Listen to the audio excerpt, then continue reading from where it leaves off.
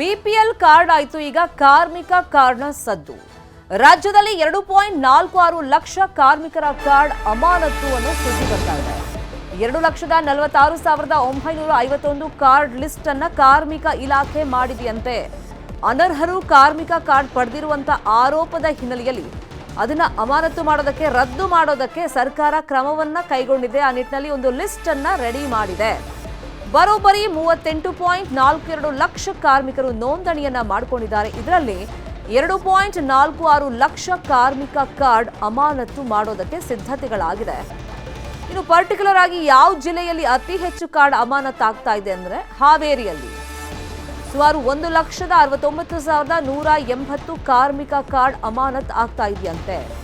So ಇದನ್ನ ಮತ್ತೆ BJP ಯಾವ ತರ ಅಸ್ತ್ರವಾಗಿ ಪ್ರಯೋಗ ಮಾಡುತ್ತೆ ಅನ್ನೋದನ್ನ ನೋಡ್ಬೇಕಾಗುತ್ತೆ. ಈಗ ಬಿಪಿಎಲ್ ಕಾರ್ಡ್ ಕೆಲವರು ಅನರ್ಹರು ಪಡ್ಕೊಂಡಿದ್ದಾರೆ. ಸೊ ಈ ನಿಟ್ಟಿನಲ್ಲಿ ರದ್ದು ಮಾಡೋಕೆ ಸರ್ಕಾರ ಹೊರಟಿದೆ ಅಂತ ಗೊತ್ತಾದ ತಕ್ಷಣ ಬಿಜೆಪಿಯವರು ದೊಡ್ಡ ಮಟ್ಟದಲ್ಲಿ ಅದನ್ನೇ ಹೋರಾಟ ಮಾಡೋದಕ್ಕೆ, ಸದನದಲ್ಲೂ ಪ್ರಸ್ತಾಪ ಮಾಡೋದಕ್ಕೆ ಒಂದು ಅಸ್ತ್ರ ಅಂತ ಹಿಡ್ಕೊಂಡಿದ್ದಾರೆ.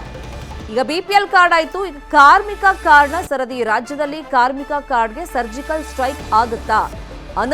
ಅನರ್ಹರು ಕೂಡ ಕಾರ್ಮಿಕ ಕಾರ್ಡ್ ಪಡೆದಿರುವಂತ ಆರೋಪ ಇದೆ. ಹತ್ತತ್ರ 2.5 ಲಕ್ಷ ಕಾರ್ಡ್ಗಳು ರದ್ದಾಗುವಂತ, ಅಮಾನತಾಗುವಂತ ಸಾಧ್ಯತೆಗಳು ಕಂಡು ಬರ್ತಾ ಇದೆ. ಅದಕ್ಕೆ ಬೇಕಾದಂತಹ ತಯಾರಿಗಳನ್ನ ಸರ್ಕಾರ, ಅದರಲ್ಲೂ ಕಾರ್ಮಿಕ ಇಲಾಖೆ ಮಾಡ್ಕೊಳ್ತಾ ಇದೆ. ಇದೇ ವಿಚಾರವಾಗಿ ಇನ್ನಷ್ಟು ಡೀಟೇಲ್ ಆಗಿ ಇನ್ಫಾರ್ಮೇಶನ್ ಕೊಡೋದಕ್ಕೆ ನೇರ ಸಂಪರ್ಕದಲ್ಲಿ ಕನೆಕ್ಟ್ ಆಗಿದ್ದಾರೆ ನಮ್ಮ ರಿಪೋರ್ಟರ್ ಶರಣು ಹಂಪಿ. ಬಿಪಿಎಲ್ ಕಾರ್ಡ್ ಆಯ್ತು, ಈಗ ಕಾರ್ಮಿಕ ಕಾರ್ಡ್ನ ಸರದಿ. ಹತ್ತತ್ರ 2.5 ಲಕ್ಷ ಅಂತ ಇಟ್ಕೊಳ್ಳಿ. ಸೊ ಯಾವ ಮಾನದಂಡದ ಆಧಾರದ ಮೇಲೆ ಇದನ್ನ ಅಮಾನತು ಮಾಡಬೇಕು ಅಂತ ಕಾರ್ಮಿಕ ಇಲಾಖೆ ಸಜ್ಜಾಗಿದೆ? ಯಾವಾಗ ಆಗಬಹುದು?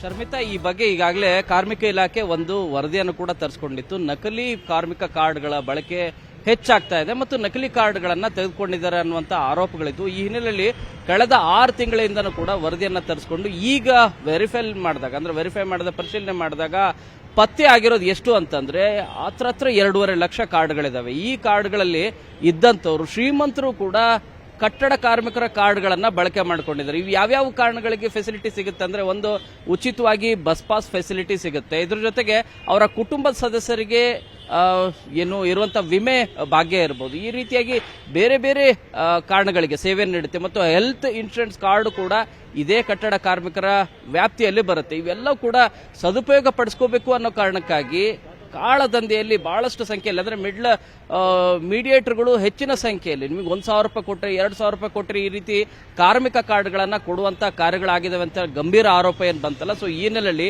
ಬಿಪಿಎಲ್ ಕಾರ್ಡ್ ಅಲ್ಲಿ ಯಾವಾಗ ಅನರ್ಹ ಕಾರ್ಡ್ಗಳನ್ನ ಪರಿಶೀಲನೆ ಮಾಡಿ, ಸ್ಕ್ರೂಟ್ನಿ ಮಾಡಿ ಅವುಗಳನ್ನ ಡಿಲೀಟ್ ಮಾಡಲಿಕ್ಕೆ ಮುಂದಾಯಿತು. ಇದರ ಹಿನ್ನೆಲೆಯಲ್ಲಿ ವಿಪಕ್ಷಗಳೆಲ್ಲವೂ ಕೂಡ ಸಾಕಷ್ಟು ರೀತಿಯಾದಂತಹ ಆಕ್ಷೇಪ ವ್ಯಕ್ತಪಡಿಸಿದ್ರು. ಹೋರಾಟವನ್ನು ಕೂಡ ಈಗ ಮಾಡ್ಲಿಕ್ಕೆ ಮುಂದಾಗ್ತಾ ಇದ್ದಾರೆ. ಅದೇ ರೀತಿಯಾಗಿ ಈಗ ಕಟ್ಟಡ ಕಾರ್ಮಿಕರಲ್ಲೂ ಕೂಡ ನಕಲಿ ಕಟ್ಟಡ ಕಾರ್ಮಿಕರ ಕಾರ್ಡ್ಗಳೇನಿದ್ದಾವೆ ಅವುಗಳ ಸಂಖ್ಯೆ ಹೆಚ್ಚಾಗ್ತಾ ಇದೆ. ಅವು ಎಷ್ಟಿದಾವೆ ಅಂದ್ರೆ 2.5 ಲಕ್ಷ. ಒಟ್ಟು ರಾಜ್ಯದಲ್ಲಿ ಕಟ್ಟಡ ಕಾರ್ಮಿಕರ ಕಾರ್ಡ್ಗಳನ್ನು ಇಶ್ಯೂ ಮಾಡಿರೋದು ಎಷ್ಟು ಅಂದ್ರೆ 38 ಲಕ್ಷ. ಇದರಲ್ಲಿ 2.5 ಲಕ್ಷ ಕಾರ್ಡ್ಗಳು ನಕಲಿ ಅನ್ನೋದು ಈಗ ಪ್ರಾಥಮಿಕ ಹಂತದಲ್ಲಿ ಗೊತ್ತಾಗಿದೆ. ಇವುಗಳೆಲ್ಲವನ್ನು ಕೂಡ ಡಿಲೀಟ್ ಮಾಡ್ಲಿಕ್ಕೆ ಮುಂದಾಗ್ತಾ ಇದ್ದಾರೆ. ಬಟ್ ವಾಸ್ತವವಾಗಿ ಇದರ ಕಟ್ಟಡ ಕಾರ್ಮಿಕರ ಸಂಘಟನೆ ಅಧ್ಯಕ್ಷರು ಕೂಡ ಹೇಳ್ತಿರೋದೇನೆಂದ್ರೆ 2.5 ಲಕ್ಷದಷ್ಟು ನಕಲಿ ಕಟ್ಟಡ ಕಾರ್ಮಿಕರು ಇಲ್ಲ. ಇದರಲ್ಲಿ ಬೋಗಸ್ ಇರಬಹುದು, ಇಲ್ಲ ಅಂತ ಹೇಳಲ್ಲ. ಆದ್ರೆ 1.5 ಲಕ್ಷಕ್ಕೂ ಹೆಚ್ಚು ಜನನು ಕೂಡ ನಿಜವಾಗ್ಲೂ ಕೂಡ ಕಟ್ಟಡ ಕಾರ್ಮಿಕರಿದ್ದಾರೆ. ಅವರನ್ನ ನೀವು ಡಿಲೀಟ್ ಮಾಡಿದ್ರೆ, ಅವರ ಕಾರ್ಡ್ ಅನ್ನ ಡಿಲೀಟ್ ಮಾಡಿದ್ರೆ ನಿಜವಾಗ್ಲೂ ಕೂಡ ಸರ್ಕಾರದ ಸೌಲಭ್ಯಗಳೇನಿದ್ದಾವೆ ಆ ಸೌಲಭ್ಯಗಳೆಲ್ಲವೂ ಕೂಡ ಮಿಸ್ ಆಗ್ತವೆ. ಈ ರೀತಿಯಾದಂತಹ ಕಾರ್ಯಗಳನ್ನ ಮಾಡಬೇಡಿ. ಯಾರು ಅನರ್ಹರಿದ್ದಾರೆ ಅವರ ಕಾರ್ಡ್ಗಳನ್ನ ಮಾತ್ರ ಡಿಲೀಟ್ ಮಾಡಿ ಅಂತ ಹೇಳಿ ಮನವಿಯನ್ನ ಮಾಡ್ಕೊಳ್ತಾ ಇದ್ದಾರೆ. ಸೊ ಬಿಪಿಎಲ್ ಕಾರ್ಡ್ ಆಯ್ತು, ಈಗ ಕಟ್ಟಡ ಕಾರ್ಮಿಕರ ಕಾರ್ಡ್ಗಳಲ್ಲೂ ಕೂಡ ನಕಲಿ ಇರೋದು ಕಂಡು ಬರ್ತಾ ಇದೆ. ಅಂದ್ರೆ ಅರ್ಹ ಫಲಾನುಭವಿಗಳಲ್ಲ, ಅವರು ಇದ್ದಂಥವ್ರು ಕೂಡ ಇದ್ದಾರೆ. ಅಂತ ಕಾರ್ಡ್ಗಳನ್ನ ಈಗ ಡಿಲೀಟ್ ಮಾಡ್ಲಿಕ್ಕೆ ಮುಂದಾಗ್ತಾ ಇರೋದು. ಇದಕ್ಕೆ ವಿಪಕ್ಷಗಳು ಯಾವ ರೀತಿಯಾಗಿ ಪ್ರತಿಕ್ರಿಯೆ ನೀಡ್ತವೆ ಅನ್ನೋದನ್ನ ಕಾದ್ ನೋಡ್ಬೇಕಾಗಿದೆ. ಶರ್ಮಿತಾ. ಶರಣುಪಿ, ಈಗ ಕಾರ್ಮಿಕರು, ಈಗ ಅರ್ಹರು ಯಾರಿದ್ದಾರೆ ಅವರಿಗೆ, ಬಡವರಿಗೆ ಸರ್ಕಾರದ ಯೋಜನೆಗಳು ಸಿಗಬೇಕು, ಫಲಾನುಭವಿಗಳಿಗೆ ಅದನ್ನ ತಲುಪಬೇಕು ಅನ್ನೋ ಕಾರಣಕ್ಕೆ ಅನರ್ಹರಿಗೆ ನಾವು ರದ್ದು ಮಾಡ್ತಿರೋದು. ಅದು ಬಿಪಿಎಲ್ ಇರ್ಬೋದು ಅಥವಾ ಕಾರ್ಮಿಕ ಕಾರ್ಡ್ ಅಂತ ಸರ್ಕಾರ ಏನೋ ಹೇಳ್ತಾ ಇದೆ. ಈಗ ಕಾರ್ಮಿಕ ಸಂಘಟನೆ ಅಂತ ಒಂದು ಇರೋದ್ರಿಂದ ಸೊ ಅವರ ಉತ್ತರ ಏನಿದಕ್ಕೆ? ಓಕೆನಾ ಅವರು, ಅಥವಾ ಏನಾದರೂ ವಿರೋಧ ವ್ಯಕ್ತಪಡಿಸ್ತಾ ಇದ್ದಾರಾ?